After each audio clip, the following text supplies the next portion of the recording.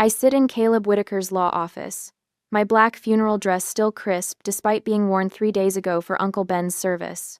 The fabric scratches against my skin, a constant reminder of loss that matches the hollow feeling in my chest.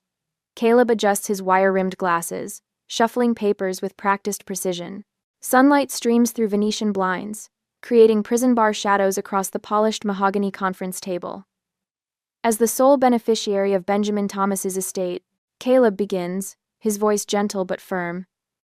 You inherit approximately $1.8 million in liquid assets, a majority stake in Arcadia Home and Living valued at $14.9 million, and the Craftsman estate, conservatively appraised at $2.2 million. I nod mechanically, the numbers washing over me like cold water. Uncle Ben had prepared me for this, mentioning the business would be mine someday. But someday wasn't supposed to be at 26. Someday was supposed to be decades from now, after thousands more Sunday dinners and Christmas mornings with the only real parent I'd ever known. There are some additional personal items, Caleb continues, sliding a folder toward me. Your uncle's watch collection, his classic Thunderbird, and the conference room door swings open without a knock. I turn, expecting Caleb's secretary with more coffee. My heart stops. Grant and Nadine Thomas stand in the doorway, looking older but unmistakable. My father's once dark hair now salt and pepper. My mother's face lined but still beautiful in that distant way I remember from childhood. 16 years. 16 years since they left me with nothing but a hastily scrawled note. My hands begin to shake uncontrollably. The coffee cup rattles against its saucer, liquid sloshing dangerously close to the rim.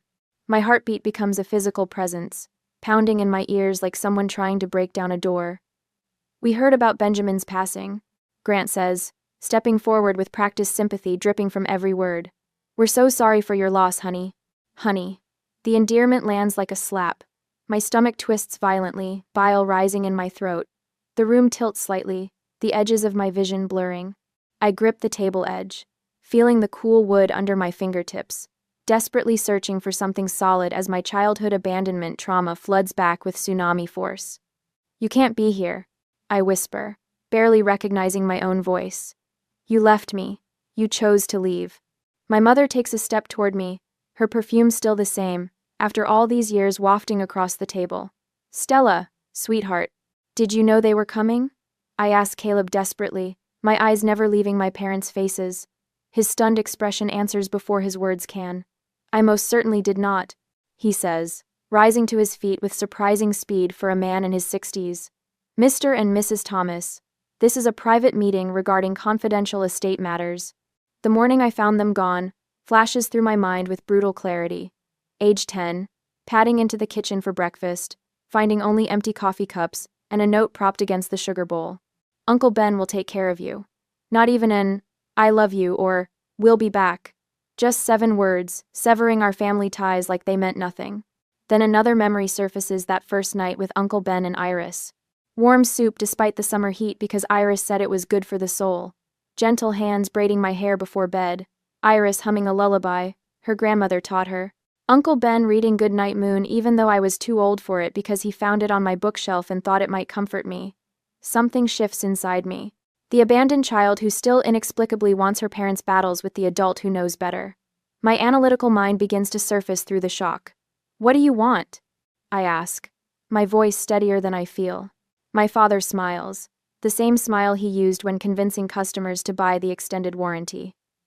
We wanted to pay our respects, of course, and to see you. It's been too long.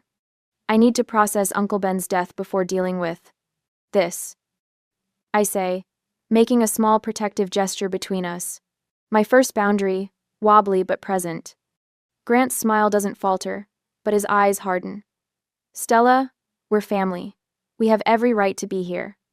We've been waiting to reconnect, Nadine adds, her voice soft and reasonable, and now seemed like the right time. The right time. Just after Uncle Ben died. Just as I inherited everything he built. The realization hits me with stunning clarity: everything Uncle Ben created for me is now at risk. These people, these strangers with familiar faces, didn't come back for me. They came back for what I now have. They stand there calm and prepared, while I'm grieving and shocked. The power imbalance couldn't be clearer. Mrs. Thomas, Caleb interjects, his professional demeanor firmly back in place. Perhaps we should schedule another meeting. Miss Thomas is still processing her loss, and there are several estate matters requiring immediate attention. My parents exchange a look I recognize from childhood, the silent communication that always preceded unified action. They planned this timing deliberately, targeting me at my most vulnerable. A soft knock at the door breaks the tension. Iris appears, her silver-streaked hair pulled back in her customary bun, fresh tissues clutched in one hand. Her eyes take in the scene with startling speed, narrowing slightly when she sees my parents. "Miss Stella, I brought the car around," she says, her southern accent thickening as it always does when she's upset. "You look pale, dear." I face a choice: flee with Iris or stay and confront. The business director in me says stay, show strength. The frightened child says run, find safety.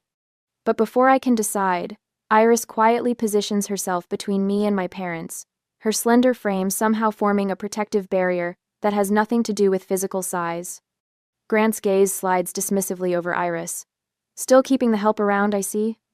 Iris stiffens but remains dignified. "I've been part of this family for 16 years, Mr. Thomas. The emphasis on family speaks volumes." Something solidifies in my chest, the first spark of real resolve. I stand, gathering my purse and Uncle Ben's folder. "Iris is family," I say, looking directly at my parents for the first time. "You two are strangers." The words hang in the air, simple but powerful. I don't run for the door, but I do move to stand beside Iris, our shoulders nearly touching. A clear message: I won't face this alone. My father's expression hardens, but my mother actually flinches. "Good, let them feel something for once. We'll be in touch," Grant says, as if he's concluding a business meeting. "I'm sure you will," I reply, surprised by the steadiness in my voice. As we walk toward the door, Iris's hand finds mine, giving it a quick squeeze. The silent support says what words cannot. Whatever comes next, we'll face it together. On Sunday, I stand in Uncle Ben's kitchen, my kitchen, now watching a pot of coffee brew while sunlight streams through the bay windows. 3 days have passed since the ambush at Caleb's office. 3 days of sleepless nights, jumping at every car that drives past the house, wondering if they'll show up again. The front doorbell chimes, answering my question. I don't need to check the peephole to know who's standing on the porch. The coffee machine beeps, but I leave it, moving toward the door with my heart hammering against my ribs. I pause, hand on the knob, breathing deeply the way Iris taught me as a child after nightmares. When I open the door, they're standing side by side, looking like an aging catalog couple. Grant in pressed khakis and a blue button-down, Nadine in a cream-colored cardigan and tailored slacks.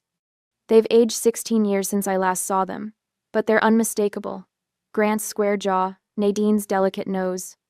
The same features I see in the mirror every morning. "You can't just show up here," I say, keeping my body firmly in the doorway. Grant smiles, the same smile he used when convincing neighbors to invest in his latest scheme. "We just want to talk, Stella. 5 minutes." I hesitate. Caleb advised against any contact, but part of me, that stubborn 10-year-old who still wants answers, overrules my better judgment. I step back, allowing them into the house where I grew up without them. They follow me to the kitchen, their eyes sweeping over the home's details, the renovated cabinets, the Viking range, Uncle Ben installed last year, the expensive artwork, cataloging. Assessing. "Coffee?" I ask, less from hospitality than a need to occupy my hands. "Black for me," Grant says, settling into a chair at the kitchen table as if he belongs there. "Your mother takes cream and sugar." "I know how Iris takes her coffee," I reply coldly. "I was asking about you two." Nadine winces, but accepts the mug I hand her. "This is a beautiful home," she says after an awkward silence. "Benjamin always had exquisite taste." I don't respond, leaning against the counter instead of joining them at the table, Uncle Ben's table, where he taught me algebra and business ethics and how to balance a checkbook. Grant takes a deliberate sip of coffee before placing a leather portfolio on the table. "We've done our research. That business is worth nearly $15 million. The bluntness of it, the naked greed, shouldn't surprise me, but it does. The thin veneer of parental concern already stripped away. And I keep my voice neutral. Nadine opens the portfolio, revealing pages of financial documents, spreadsheets, valuation reports, property assessments. "We just want to understand the full picture, honey." "Stop calling me honey." The words come out sharper than I intended. "What is all this?" Grant slides a document across the table. A complete financial analysis of your inheritance. The business, the liquid assets, the real estate, everything. I don't touch the paper.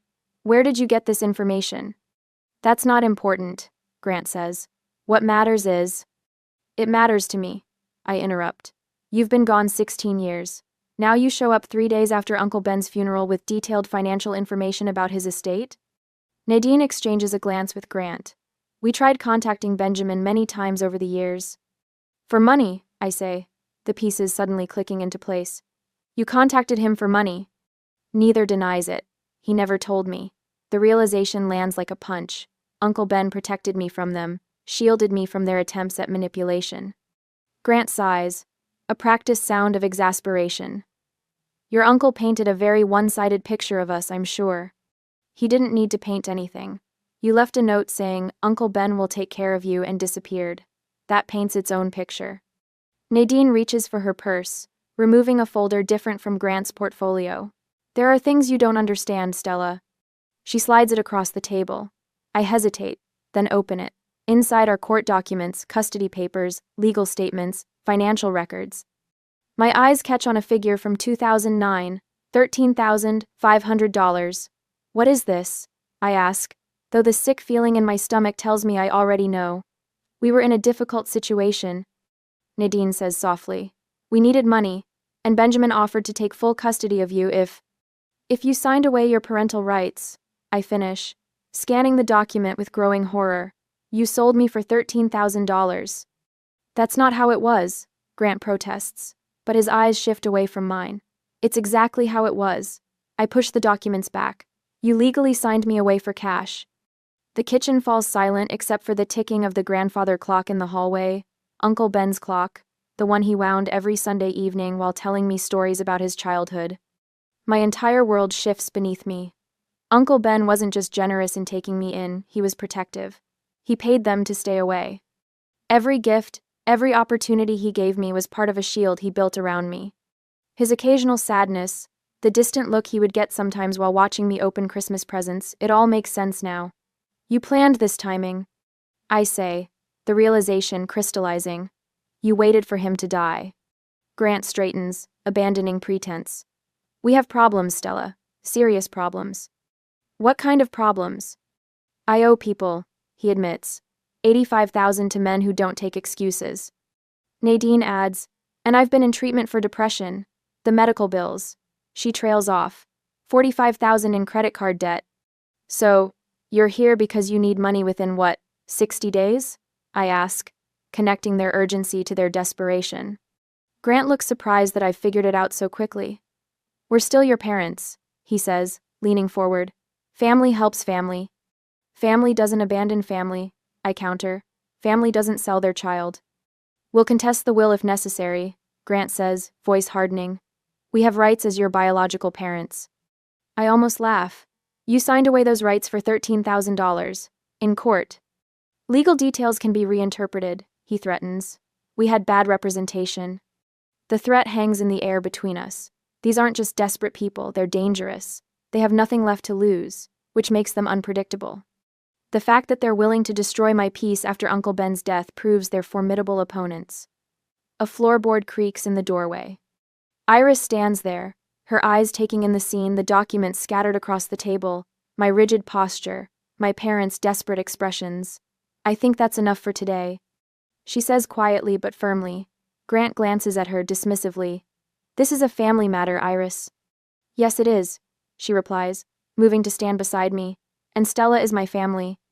My parents gather their documents, sensing they've pushed as far as they can today. At the door, Grant turns back. Think about what we said. We'll be in touch. After they leave, Iris guides me to the couch in the living room and disappears into the kitchen. She returns with tea in Uncle Ben's special porcelain cups, the ones we only used when something important happened. You heard everything? I ask. She nods. Mr. Ben saw this day coming. He prepared for it. My phone buzzes on the coffee table. Caleb's name flashes on the screen. Stella, he says when I answer. I've been reviewing some files. I have some things to show you about your parents' previous attempts. You knew? I ask. Not until today, Ben kept separate records I wasn't aware of until I found his personal safe deposit box key. There's a lot here: legal documentation, witness testimonies. Iris takes my free hand. We'll face this together, dear. Looking between Iris's steady presence and Caleb's name on my phone, I realize something Uncle Ben clearly knew. I'm not fighting alone or unprepared. I have a team: Iris with her knowledge of our family history, Caleb with his legal strategy. The foundation for a sustained campaign is already in place. Uncle Ben didn't just leave me his money. He left me the tools to protect it. I arrive at Caleb's office early Monday morning, my leather portfolio clutched against my chest like a shield. The mahogany conference table is covered with neat stacks of manila folders, each labeled in Uncle Ben's meticulous handwriting. Caleb adjusts his wire-rimmed glasses, the morning sunlight catching on the lenses. Your uncle was nothing if not thorough, he says, sliding a folder toward me. These are private investigator reports dating from 2019 through 2023. Ben hired someone to document every contact attempt your parents made. My fingertips tingle as I flip through the pages. Photographs of Grant lurking outside Arcadia's flagship store. Transcripts of voicemails left on Ben's private line. Financial requests ranging from $5,000 to $75,000 for various emergencies. There's more, Caleb says, opening another folder. Audio recordings. Ben installed a special system after the first few encounters. He taps his computer keyboard, and suddenly Grant's voice fills the room, lower and gruffer than I remember but unmistakable. Listen, Benjamin, we both know you've got the money. If you don't help out your own brother, I'll cause problems for that precious business of yours. The girl doesn't need to know about this conversation. My stomach clenches. Play it again. Caleb obliges, and this time I focus on the background noises: clinking glasses, muted conversations. That sounds like Charlie's Tavern. Uncle Ben never went there. They must have followed him somewhere else and cornered him. Another folder reveals medical emergency letters from my mother, each more desperate than the last. Hospital bills for conditions that, according to Ben's notes, were investigated and proven false. This is the most significant piece, Caleb says, his voice softening as he places a court document before me. A restraining order granted in 2021. Your uncle secured legal protection against their harassment. My eyes scan the document, absorbing the judge's assessment of repeated pattern of financial exploitation attempts and deliberate emotional manipulation. The timing, I say, the realization washing over me. They've been watching obituary notices, haven't they? They knew exactly when to strike. Caleb nods. Ben suspected they would. That's why he documented everything, so you'd have ammunition when they inevitably appeared. For the first time since that terrible day in this very office, I feel something besides fear and shock. Power. Real power based on evidence, not just wounded emotion. Uncle Ben hadn't just left me his wealth, he'd left me protection. I want to meet them, I say, my voice steadier than it's been in days. But not here. At the store. Are you certain that's wise? Caleb asks, concern evident in the slight tilt of his head. They won't make a scene in public, I explain, already reaching for my phone. And I want witnesses. 2 hours later, I stand in the center of Arcadia Home and Living's main showroom floor, surrounded by carefully curated furniture displays that Uncle Ben spent decades perfecting. Polished oak dining tables, plush sectional sofas in warm earth tones, handcrafted bedroom sets built to last generations. When Grant and Nadine enter through the front doors, several customers turn to look. My parents are well dressed, as always, Grant in a charcoal suit that can't quite hide his thickening waistline. Nadine in a cream-colored dress that makes her appear younger than her years. I wait until they approach, deliberately positioning myself beside an antique desk that Ben restored himself. My fingers rest lightly on its surface, drawing strength from the connection. Thank you for coming, I say, my voice carrying just enough to be heard by nearby customers without seeming confrontational. I found Uncle Ben's files about you, all of them. Grant's confident stride falters almost imperceptibly. A flicker of something worry, anger, crosses his features before his salesman's smile returns. Stella, honey, I'm not sure what you think you've found, but... The court orders, I interrupt, watching his eyes widen slightly. The restraining order from 2021, the documented harassment, the fake medical emergencies.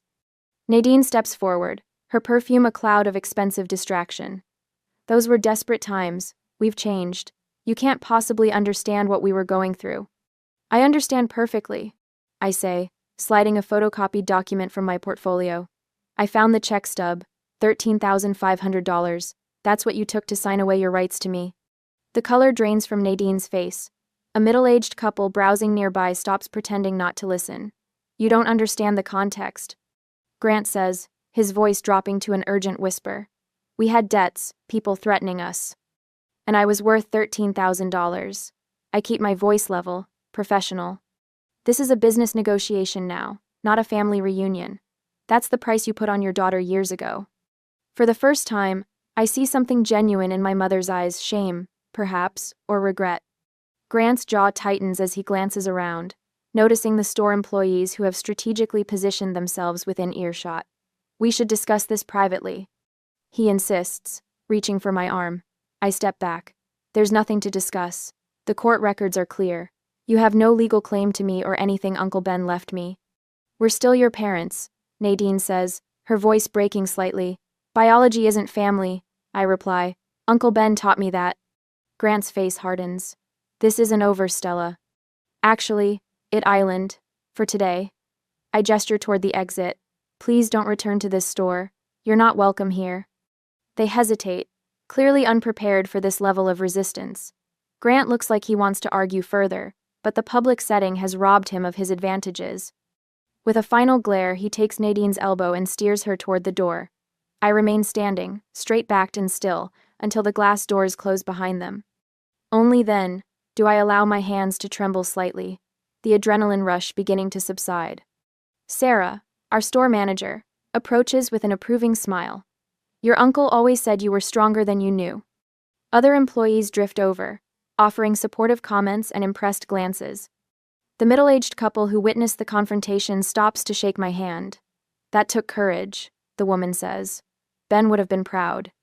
Outside in the parking lot, I find Iris waiting beside her modest blue sedan, her eyes scanning my face anxiously. They've gone, I assure her as I approach. For now, at least. Her smile blooms slowly, warming her entire face. He would be so proud, Miss Stella. So very proud. My phone buzzes with a text from Caleb. The court records are ironclad. You did well today. Standing in the afternoon sunlight, surrounded by the business Uncle Ben built, and the people who actually care about me, I feel a strange mixture of triumph and caution. This victory, satisfying as it is, feels incomplete. Grant's parting words echo in my mind. This isn't over. I know better than to underestimate their desperation. They've had years to plan this approach, waiting for the perfect moment of vulnerability. Today I pushed back effectively, but their retreat seems too easy, too temporary. The question now is whether to press my advantage immediately, or prepare more thoroughly for what feels like an inevitable larger battle. Uncle Ben always preached patience in business negotiations. The person who rushes reveals their weakness, he'd say. As Iris drives us home, I stare out the window at the familiar streets of the city Uncle Ben loved. The first real sense of control since his death settles over me, not erasing my grief but somehow making it more bearable. Iris, I say quietly, I think we need to be ready for something bigger. She nods, understanding without explanation. Mr. Ben's files might have more we haven't found yet. The chess game has only just begun. I've won the first exchange, but the real test still lies ahead. I spread Uncle Ben's documents across Caleb's conference table, organizing them in neat rows. It's been 3 days since I confronted my parents at the store. 3 days of cold calculation, replacing the raw triumph I felt, watching them retreat through those automatic doors. These are all the legal challenges they might attempt, Caleb says, sliding a folder toward me. His wire-rimmed glasses catch the morning light as he leans forward. Your uncle anticipated most of them. I nod, studying the papers, with the same intensity I bring to quarterly profit reviews. The victory at the store satisfied something primal in me, but Uncle Ben taught me better. He'd drill into me during our Sunday business lunches. Stella, never mistake a battle for the war. They'll try to claim undue influence, I say, tapping a document outlining Ben's mental state during his final year. That he wasn't competent when he made me his heir. Caleb smiles faintly. And we have 6 months of medical evaluations proving otherwise. I've transformed his conference room into a command center. Documents spread systematically across the polished surface. Yellow legal pads filled with my notes flank both sides. Coffee cups stand like sentries at strategic intervals. This isn't emotional anymore, this is business. Uncle Ben never acted without complete information. I murmur, more to myself than to Caleb. I won't either. My phone buzzes with a text from Iris. Miss Stella, they drove past the house again. Third time today. Something cold settles in my stomach. The triumph from our store confrontation feels distant now, replaced by methodical preparation. My parents aren't just desperate, they're determined. We need to document everything. I tell Caleb, showing him the text. Every drive-by, every contact attempt, every person they speak to about me or the business. Caleb reaches for his legal pad.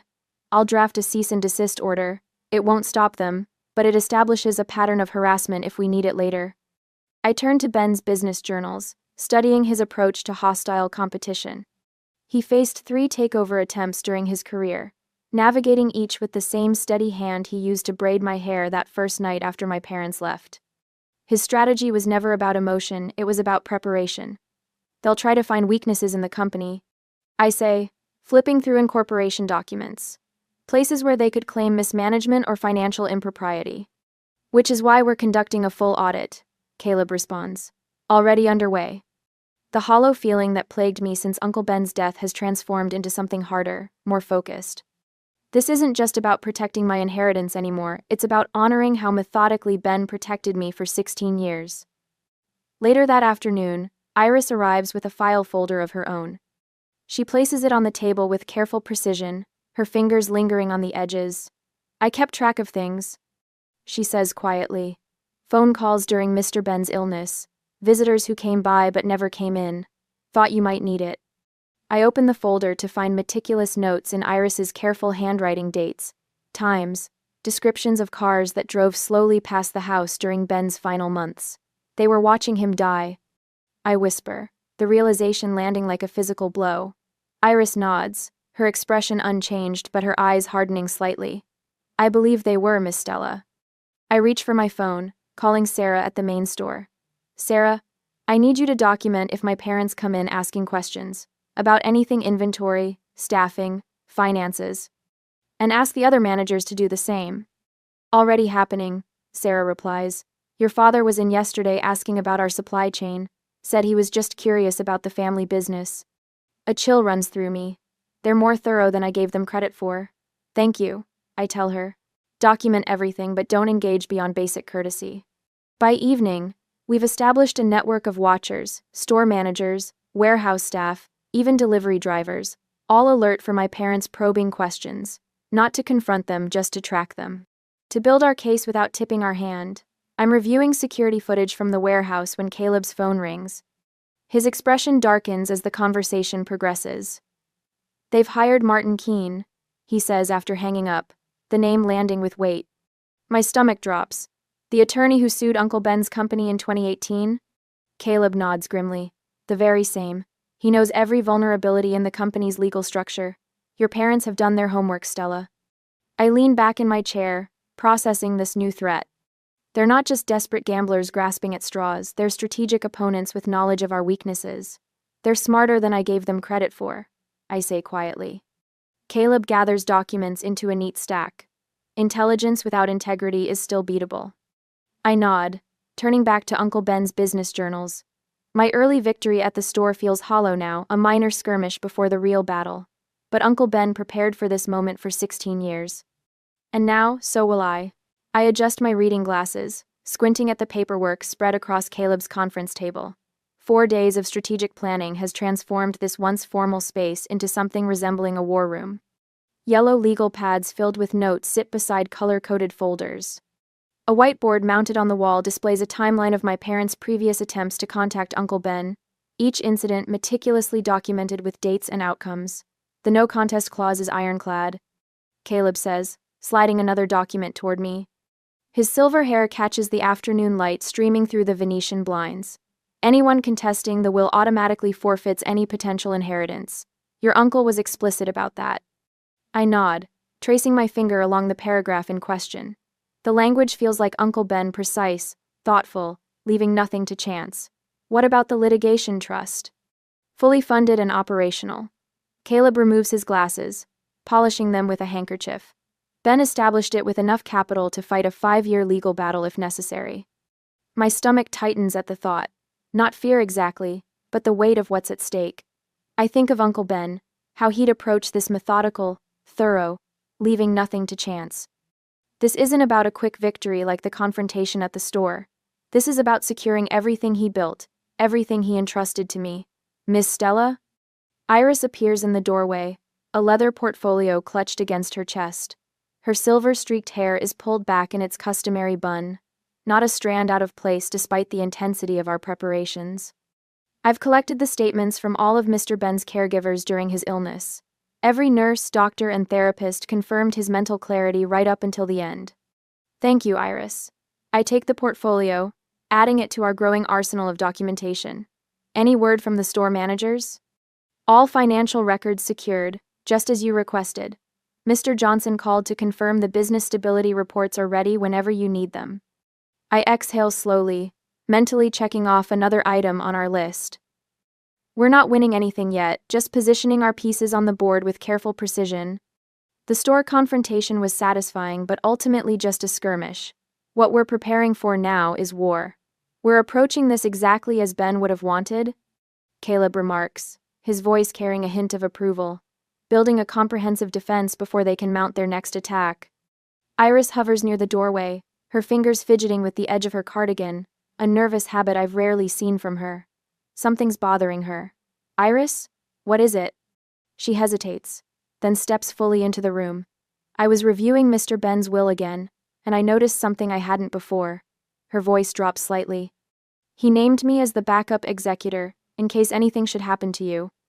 The revelation hits me with unexpected force.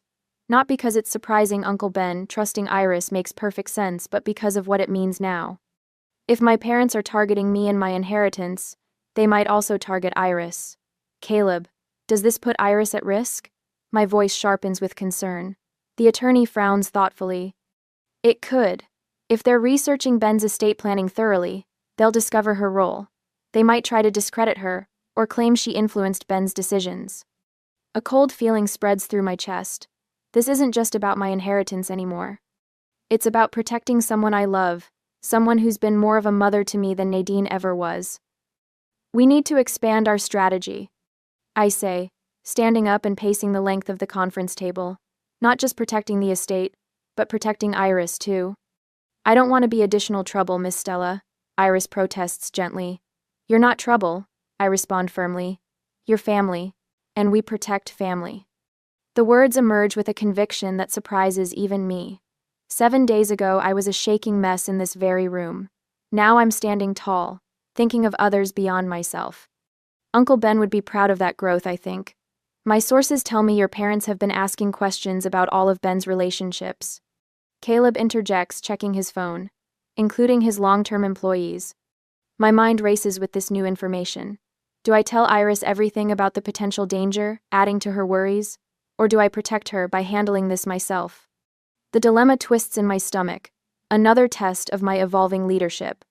For the next 2 hours, we adapt our preparation work, expanding protective measures to cover Iris as well. Caleb drafts affidavits from former employees testifying to Iris's professional relationship with Uncle Ben. I pull employee reviews showing her consistent performance over 16 years. Each document becomes another brick in the wall we're building, not just around me, but around everyone I care about. By evening, the conference room table holds the complete scope of our defensive strategy. Financial records, witness statements, legal precedents, historical documentation, all organized and ready. Caleb reviews the final checklist, then looks up with quiet confidence. We're as ready as we can be. It's time. I glance at Iris, who stands by the window watching the sunset paint the Seattle skyline in shades of orange and gold. She turns, meeting my gaze with steady eyes that have witnessed 16 years of family history. Mr. Ben's plan is solid, she says softly. You have everything you need. Looking at the assembled documentation, the physical manifestation of Uncle Ben's foresight and our careful preparation, I feel a strange calm settling over me. The frightened woman who sat in this room a week ago has transformed into someone strategic, prepared, ready to protect what matters. Tomorrow will bring the confrontation we've been building toward. But tonight, surrounded by the fruits of our preparation. I know we're ready for whatever my parents throw at us next. The certified letter arrives Wednesday morning next week, its official stamp glaring up from the kitchen counter where Iris placed it. My fingers tremble slightly as I slide my thumb under the flap, tearing the paper with a sound that seems unnaturally loud in the quiet kitchen. Court summons, I announce, my voice steadier than I feel. They're contesting the will. Iris's spoon clatters against her coffee cup. After everything? I scan the dense legal language, my stomach tightening with each paragraph. They're claiming undue influence. That Uncle Ben wasn't of sound mind when he changed his will. The words feel like acid on my tongue. And they've filed for a temporary injunction to freeze all assets, including the business, while the case is pending. The papers tremble in my hands. This isn't just about the money anymore. They're trying to take everything. The house, the business, Uncle Ben's legacy, my entire life. Who's representing them? Iris asks, moving to read over my shoulder. Martin Keene. The name sits bitter in my mouth. Uncle Ben's old legal adversary, the attorney who tried to sue Arcadia 3 years ago over a supplier contract dispute. Not a coincidence. The phone rings, and Caleb's name flashes on the screen. He's already heard. They've been planning this for weeks, he says without preamble. Filed it strategically before Judge Harmon. She's known for being cautious with estate transfers. What are our chances? I ask, pacing across the kitchen floor. Better than theirs, but it's going to be ugly. They've done their homework, Stella. The emergency hearing is set for Friday morning. Friday. Less than 48 hours to prepare our defense. The room tilts slightly, and I grip the counter edge. They can't possibly win, I whisper. No, but they can drag this out for months. Caleb's voice hardens, during which time the business operations could be severely restricted. That's what they're counting on, that you'll settle, rather than risk Arcadia's stability. After I hang up, I stare out the kitchen window at the garden. Uncle Ben lovingly tended every spring. The azaleas he planted the year I graduated college have just begun to bloom, their vibrant pinks a mockery of the coldness spreading through my chest. They've been watching us, I say to Iris, waiting for the perfect moment. The doorbell interrupts my thoughts. Through the sidelights, I glimpse a familiar news van parked at the curb. A reporter stands on my porch, microphone in hand. Perfect timing. I swing the door open before she can ring again. Miss Thomas? Her smile is professional, practiced. Catherine Ward, Kiro News. We're doing a story about the Thomas estate dispute. Would you comment on your parents' concerns about your ability to manage such a substantial business during this time of grief? My stomach drops. They've gone public. No comment, I say, closing the door firmly. My phone buzzes with a text from Sarah at the Bellevue store. Reporters here asking employees about you. What should we say? Another text chimes from our operations manager. 2 customers canceled large orders this morning, said they heard Arcadia might be changing ownership. I press my forehead against the cool wood of the door. Grant and Nadine aren't just fighting for assets, they're strategically undermining customer confidence, creating doubt about Arcadia's stability under my leadership. They've launched a PR campaign. I tell Iris, showing her the messages. They're positioning themselves as concerned parents worried about a grieving daughter making hasty decisions. That's despicable, Iris whispers, her normally kind face hardening. It's calculated, I reply, walking to Uncle Ben's study. And it's working. People are starting to question. I spend the next 4 hours on the phone with Caleb, implementing our countermeasures. His paralegal delivers a thick folder of documents, the adoption papers Uncle Ben prepared years ago but never filed. Court records of my parents' harassment, private investigator reports documenting their financial troubles. By evening, my dining room resembles a war room. Legal briefs cover every surface. The store managers have joined us, armed with sales reports and employee testimonials about Uncle Ben's unwavering confidence in my leadership abilities. They're good, Caleb admits, reviewing Grant and Nadine's filing. They've been careful not to appear overtly greedy. Instead, they're expressing concern about preserving Benjamin's legacy. It's manipulative but effective. Some of the neighbors are actually wondering if they might have a point, Iris adds quietly. Margaret Wilson asked me today if you were really ready to handle such responsibility. The betrayal stings. Margaret has known me since I was 10. We need to be smarter, I say, gathering everyone around the table. They've been planning this for months, maybe years. We have 41 hours until that hearing. I distribute assignments with a calm that surprises even me. Sarah will coordinate employee testimonials.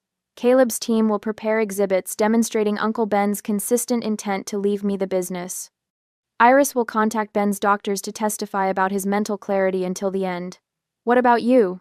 Caleb asks. I'm going to study every case Martin Keene has ever argued. I reply. And prepare for cross-examination. They'll try to paint me as emotionally unstable and financially inexperienced. As midnight approaches, only Iris remains, organizing witness statements into color-coded folders. She says gently, "So should you," I reply, but neither of us moves. The stakes are too high. Do you think we can win? I finally ask the question that's been haunting me. Iris looks up, her eyes fierce despite her exhaustion. They may have been planning this for years, but Ben was planning for this possibility longer. He knew exactly who they were and what they might try. She places her hand over mine. On Friday, we show them what real family looks like. My phone rings again, Caleb's number. Judge moved up the hearing, he says without greeting. Tomorrow morning, 8 o'clock. Martin filed for an emergency consideration, claiming urgent business matters require immediate resolution. My heart pounds. Can she do that? She can, and she did. We have less than 12 hours, Stella. I hang up and meet Iris's worried gaze. Tomorrow morning, I tell her. They've pushed up the timeline. They're trying to catch us unprepared, she says, already gathering the most critical documents. I know. I square my shoulders, feeling something hardening inside me. Not panic determination. Call everyone. Tell them to bring whatever they have, finished or not. We'll work through the night. As Iris makes calls, I walk to Uncle Ben's study and stand before his portrait. His kind eyes seem to look right through me. I won't let them take what you built, I whisper. I promise. The grandfather clock in the hall chimes once, marking the first hour of what will be the longest night of my life. By sunrise, I'll either be ready to fight for everything Uncle Ben entrusted to me, or I'll have failed him completely. There is no middle ground anymore. Tomorrow, I either keep everything or lose it all. I sit rigidly on the hard oak bench in the courthouse, my black blazer buttoned tight like armor. The clock on the paneled wall reads 9:03 a.m. Next to me, Iris fidgets with her handkerchief, the embroidered corner rubbing rhythmically between her fingers. Caleb arranges papers with surgical precision on the table before us. Across the aisle, my parents sit with their attorney, Martin Keene. The man who once sued Uncle Ben's company now represents the people who abandoned me. Grant wears a charcoal suit that screams expensive tailoring. Nadine has opted for a conservative navy dress, her hair swept into a maternal bun that makes my stomach turn. They've positioned themselves as concerned parents, not greedy opportunists. The bailiff's voice cuts through the whispers. All rise. The Honorable Judge Eleanor Richardson presiding.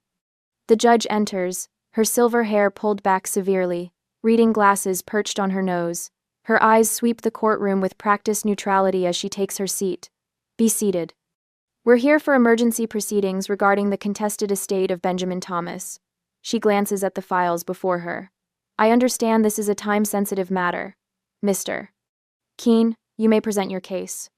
Martin Keene rises, buttoning his suit jacket. His confident smile reminds me of a game show host, polished and practiced.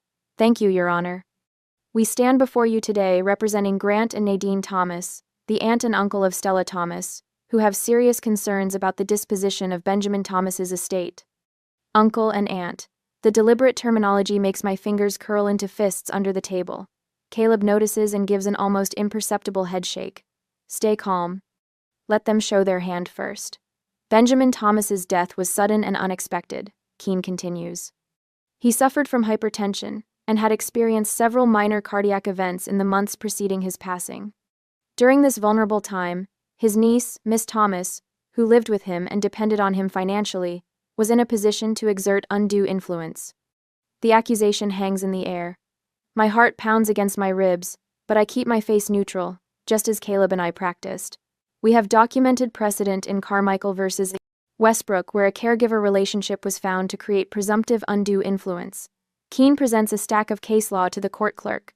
We believe similar circumstances exist here, and request temporary injunctive relief, freezing the estate assets until a full hearing can determine if Benjamin Thomas was of sound mind and free from coercion when making Miss Thomas his sole beneficiary. My father leans forward, his face a perfect mask of concern. We only want what's best for our niece and for my brother's legacy. He tells the judge, Benjamin built that business from nothing. If he wasn't thinking clearly at the end, decisions might have been made that he wouldn't want. The judge turns to Caleb. Mr. Whitaker, your response? Caleb rises slowly, deliberately. Uncle Ben always said Caleb had courtroom timing like a Broadway actor. Your Honor, what we have before us today is not a case of undue influence. What we have is a calculated attempt at harassment disguised as family concern. He lifts a thick binder from our table. I've been Benjamin Thomas's attorney and friend for 30 years. I drafted his will, which has remained substantially unchanged since Stella Thomas was 12 years old, 2 years after her parents abandoned her. The word abandoned lands like a thunderclap. Several heads in the gallery turn toward my parents. I have here notarized documentation that Grant and Nadine Thomas legally signed away their parental rights to Benjamin for the sum of $13,500 in 2009. Caleb slides the papers toward the judge. They have had no meaningful contact with their daughter until 3 days after Benjamin's death, when they suddenly appeared at the reading of his will. The judge's eyebrows lift as she examines the document. Mr. Keene, were you aware of this legal relinquishment of parental rights? Martin Keene's confident smile falters for the first time. Your Honor, my clients have freely admitted they made mistakes in the past. People change. Their concern now is genuine. Your Honor, Caleb continues, I also have court records showing that Benjamin Thomas had to file for protection against Grant and Nadine when they repeatedly attempted to extort money from him between 2019 and 2023. He produces another file. These include transcripts of threatening phone calls where Grant Thomas specifically mentioned causing problems for Arcadia Home and Living if financial demands weren't met. There is the granted restraining order from 2021 as well. The gallery breaks into whispers. Judge Richardson taps her gavel once, silencing the room. Additionally, Caleb says, I have an audio recording I'd like the court to hear. He nods to the clerk, who sets up a small speaker. Grant's voice fills the courtroom, tinny but unmistakable. Ben, you've got $15 million tied up in that business. What's $50,000 to you? If you don't help out your own brother, I'll have to consider other options. Stella's doing well at the company, isn't she? Would be a shame if something disrupted that. 5 Port. Nadine's face has gone pale. Grant stares straight ahead, jaw tight. This recording was made 14 months ago. Caleb explains. When Benjamin was in perfect health, long before any cardiac issues. Benjamin documented every contact attempt specifically, because he feared this day would come. The judge turns to Iris. Miss Pruitt, you were Mr. Thomas's housekeeper for 16 years, correct? Iris rises, her voice steady despite her trembling hands. Yes, Your Honor. I cared for Mr. Ben's household and helped raise Stella after her parents left. And in your observation, what was Mr. Thomas's mental state in his final months? Clear as a bell right to the end, Your Honor. He ran that business every day, reviewed financials every Friday with Stella, and could tell you the inventory numbers from memory. He was planning the spring collection the day before he passed. And his relationship with his niece? Iris's eyes soften. Mr. Ben loved that girl like his own daughter. He was so proud of how she grew up, how she took to the business, said she had better instincts than he did. They had Sunday dinner together every week without fail, even when the business was crazy busy. Next, 3 store managers testify about Ben's mental acuity and his frequent expressions of pride in my business contributions. Sarah from the flagship store describes how Ben would tell customers, my niece picked that line herself. She's got the eye for what people really want in their homes. Throughout it all, my parents maintain their composed facade, though I notice Nadine's knuckles whitening as she grips her purse. Grant whispers urgently to Martin Keene, who looks increasingly uncomfortable. When all testimony concludes, Judge Richardson removes her glasses and surveys the courtroom. I've seen enough to make a determination regarding the emergency petition. The request for injunctive relief is denied. She turns her penetrating gaze toward my parents. Furthermore, I find the timing and nature of this petition highly suspect. The will contains a no contest clause, which is enforceable under state law. By bringing this action, the petitioners have triggered that clause and forfeited any potential claim they might otherwise have had. The relief floods through me like warm water. Iris squeezes my hand so tightly it almost hurts. Additionally, the judge continues, I am ordering the petitioners to pay all legal costs associated with this emergency hearing. She peers over her glasses directly at my parents. Mr. and Mrs. Thomas, this court will not be used as a tool for harassment or attempted extortion. Based on the documentation presented today, I am issuing a restraining order, prohibiting you from coming within 1,000 feet of Stella Thomas, her residence, or any Arcadia home and living property. Grant's composure finally cracks. His face flushes red, a vein pulsing at his temple. This is outrageous, he starts, but Martin Keene places a restraining hand on his arm. Any further contact in violation of this order will result in contempt charges, Judge Richardson warns. This case is dismissed. The gavel strikes with finality. People rise around us. Several courthouse observers nod approvingly in my direction. The deputy approaches my parents with restraining order paperwork. Grant's shoulders slump as he signs. His earlier confidence evaporated. It's over, Caleb says quietly. They have no further legal recourse. Iris dabs at her eyes with her handkerchief. He's watching over you, dear. Mr. Ben planned for everything. I watch as my parents gather their things, defeated. Nadine glances back once, her expression unreadable, before they disappear through the courtroom doors. 16 years of documentation just paid off, Caleb remarks, patting the legal files.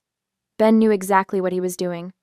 As we walk into the sunshine outside the courthouse, I feel lighter than I have since Uncle Ben died. The inheritance is secure, the business is safe. Most importantly, the truth about real family has been affirmed in the most public way possible. Iris links her arm through mine as we descend the courthouse steps. What are you thinking, Miss Stella? I touch Uncle Ben's watch on my wrist, feeling its steady tick against my pulse. I'm thinking that loyalty isn't about blood. It's about showing up, day after day, year after year. A small crowd of store employees waits at the bottom of the steps, breaking into applause as we approach. In their faces, I see the community Uncle Ben built, the true legacy he left behind. I am no longer the abandoned child, or even just the grieving niece. I am the guardian of everything. Ben valued the business he built, the people he employed, and the family he chose. My shoulders straighten with the responsibility and the privilege of carrying his legacy forward. And for the first time since his death, I know with absolute certainty that I am equal to the task. I stand at the podium, fingertips resting lightly on polished wood, looking out at a sea of faces. 6 months since the courtroom victory, and the transformation still catches me off guard sometimes. Arcadia Home and Living was built on one simple principle. I say into the microphone, voice steady where it once might have trembled. That quality matters in our products, in our service, and most importantly, in our relationships. The Seattle Business Journal's annual award ceremony buzzes with quiet energy. 300 of the city's most influential business leaders fill the ballroom, and not one of them makes me doubt myself anymore. The Crystal Community Leadership Award catches the light beside me, Ben's legacy made tangible. In the front row, Iris beams, her silver-streaked hair, elegantly styled for the occasion. Beside her, Caleb adjusts his glasses, offering a small nod of approval. My true family, bound by choice rather than blood. My uncle taught me that integrity in business mirrors integrity in life. I continue. And when Arcadia opens its Tacoma location next month, we'll bring that same commitment to a new community. The memory of those chaotic days after my parents' return feels distant now. The newspaper articles about the court case line my office drawer, not as a reminder of pain, but of strength. Local business hire wins decisive victory, read the headlines. The coverage validated what Ben had always told me. The truth, when properly prepared and presented, eventually wins out. My parents left town within 48 hours of the judge's ruling. Their threats proved as empty as their promises had been 16 years ago. The restraining order remains filed with every police department in a 100-mile radius, though we haven't needed it. People willing to abandon a child for money rarely show the courage to face consequences. The Benjamin Thomas Foundation officially launches next week. I announce, warmth spreading through my chest at the whispers of approval. Our mission is simple: to support those rebuilding lives after family betrayal. Because sometimes the family that matters most is the one you choose. From the corner of my eye, I catch Margaret Wilson, our newest store manager, dabbing at tears. 3 weeks ago, she stood in my office, shaking just as I once had in Caleb's conference room, explaining how her brother was pressuring her to share our upcoming product line with competitors. The parallel wasn't lost on me. When people face impossible family pressures, I'd told her then, they deserve more than sympathy, they deserve protection. Caleb drafted a cease and desist the same day. Iris took Margaret for coffee and shared stories of Ben's unwavering boundaries. Security installed new protocols to protect our design files. The systematic support I provided felt nothing like my own panicked reaction months before. Sleep comes easily now. Morning coffee on the porch has become a quiet celebration rather than a jumpy waiting game. The business thrives, revenue up 23%, employee satisfaction at record levels. But these external markers pale beside the internal shift. I no longer wonder if I'm worthy of what Ben built. I know I am. The foundation has already helped 3 individuals successfully defend their boundaries. I continue at the podium. People just like our own employees who face impossible choices between loyalty and self-protection. In the audience, Thomas Reynolds nods appreciatively. As our youngest department manager, he benefited from the foundation's legal support when his parents attempted to access his newly established investment accounts. The look of relief on his face when I promised company resources still warms my heart. Iris Pruitt will serve as the foundation's program director, I announce, watching her straighten with pride. Her official role as estate manager and family advisory board member has formalized what she's always been, the heart of our unconventional family. Nobody understands better how to help people find their chosen families. After the ceremony, Caleb approaches with champagne flutes. His retainer has been enhanced, making him our permanent legal advisor. Another anchor in the storm. Ben would be proud, he says simply. He prepared me for this, I reply. I just didn't know it at the time. The business center buzzes around us, but my thoughts drift to that first night, after my parents left me, Iris braiding my hair, Ben reading Goodnight Moon. They chose me before I could choose them. Now I honor that choice every day. Back at the estate, I slip off my heels and pad into Ben's old study, my study now. The expansion plans for Arcadia's 3rd location spread across the desk. Decisions that once would have paralyzed me now energize instead. No second guessing, no fear of failure. Just clear vision and decisive action. The phone rings. It's the foundation's first scholarship recipient, calling to share that she's completed her business degree. Another life rebuilding, another circle completing. Uncle Ben taught me that love is a choice we make every day. I tell her, the truth of it settling in my bones. Sometimes the hardest part is believing we deserve to make that choice. As I hang up, I catch my reflection in the window. I've become the leader Ben always saw in me. The abandoned child is still there, but she's no longer driving my decisions. Instead, she informs my compassion. The evening breeze carries the scent of Iris's garden through the open window. Tomorrow brings board meetings, foundation work, and interview preparations for the Tacoma store. But tonight, in this quiet moment, I acknowledge the journey. When people show you who they are, believe them, and then choose who deserves your loyalty. Not a lesson I wanted to learn twice, but one I'll never forget. Family isn't who shares your blood. It's who shares your values. Ben knew that. Now I do too.